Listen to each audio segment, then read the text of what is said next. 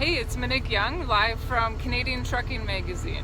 I'm here with James, Big River, and yeah, I've had the opportunity and pleasure to meet all these amazing people along the way. I just jumped in from Thunder Bay, literally, got presented this,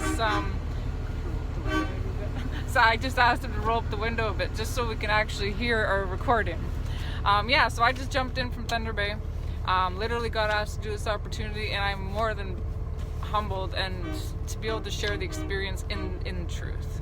That's what we want. We need to get the truth out there, so if everyone can please share and help spread the truth, that would really help us out. And yes, so here we have James, Big River, and yeah, thank you very much for meeting with me today. Thanks for having me, Monique.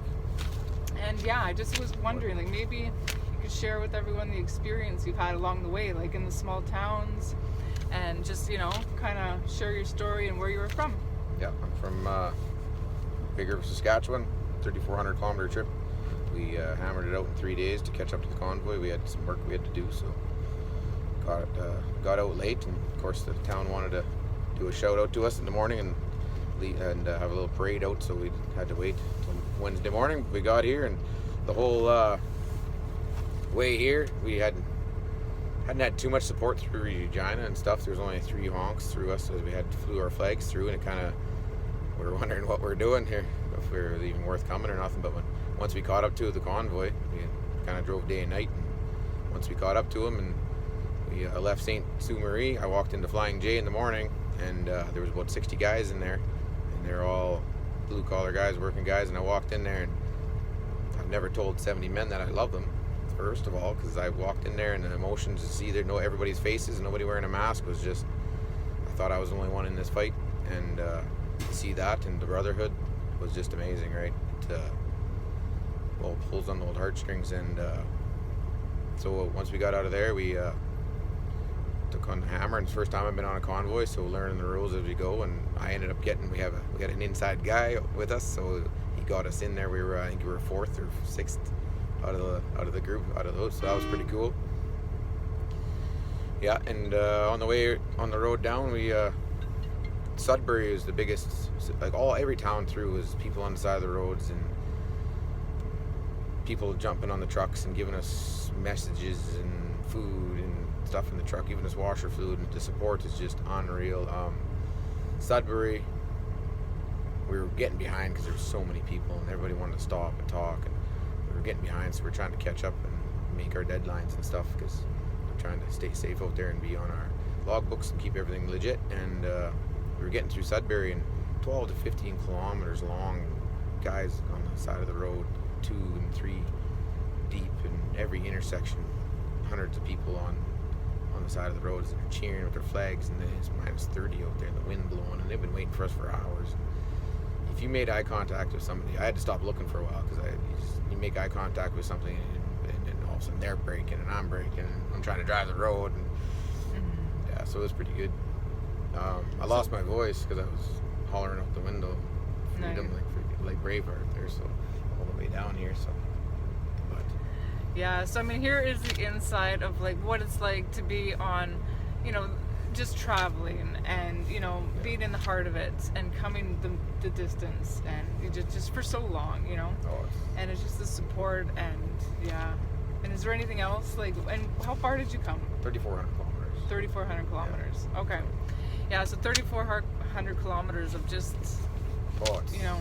the last, once we caught up the convoy, it was just nuts. And then so it gets the uplifting is good, and but then here we're in town, and it's with the supporters here during the day, it's awesome, but at night we get a little bit pressured, and guys are running around, and it's definitely a mental warfare. And then my wife is telling she's, why are you phoning me? I was like, I can't handle the videos, like, don't send me stuff, because I want to be home, I don't want to be here, right? But this is so important to Canada, and to get together and to be united, is to walk up down these streets. Like, I'm hearing all these stories, and it's just it's heartbreaking.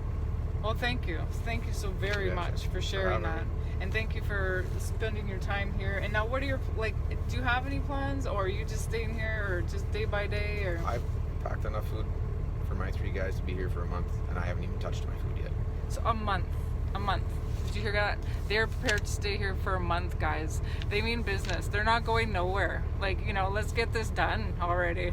Like, you know, whether it gets done, it will get done. It's just a matter of time. But like, yeah, so just like you've heard it from one of the truck, like you've heard it from Big River here, and they're not going nowhere.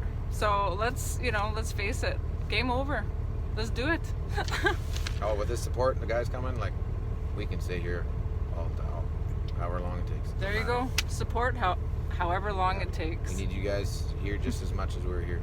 We're in it together, and we all help each other out. So yeah, that's amazing. And please, if you guys want to share your support and you want to show anything, just either show up and, you know, show up or share our stories, share our live stories. Just, you know, change the narratives, because we're up against a lot here. Like, you know, we are, like, you know, narratives, you know, it's not an easy task. So if you guys want to share and support, just share the videos, and that's all we can do. I was talking to the local guy at night.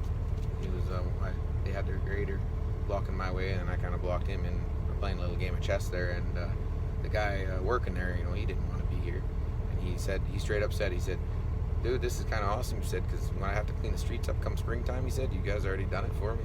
He said, I was like, right? I said, I went to Toronto once and it was a filthy place. I come here and it's clean. So I asked him, I'm like, is this legit, like, or what? He's like, no, this has never been this clean. He said, it's amazing. He said, wow. So I mean, yeah, they're out there, you know, cleaning the streets, and like you said, the city guys said the streets have never been so clean. So it's just an amazing amount of support, and the truckers really have a great handle on things here. I went and salted more so around than the cop some other car. people. I went and salted around the cops' car too. Oh, did you? Make sure they didn't slip or fall. Yeah. So. Oh, even salted around the police car just so they wouldn't get out and fall. I mean, it's just, these guys, it's just a peaceful rally full of love and just everyone coming together, you know. I mean, all for the same, like, not for the same reason, but just everyone coming together, and it's so nice to see. No masks, and just, yeah. So Yep. anything else, or? No, I think we covered it. Yeah, well, thank you so much. If anything, any questions, come down. You know where to find me. All right. Kent and Albert. Kent and Albert. All right. Right on.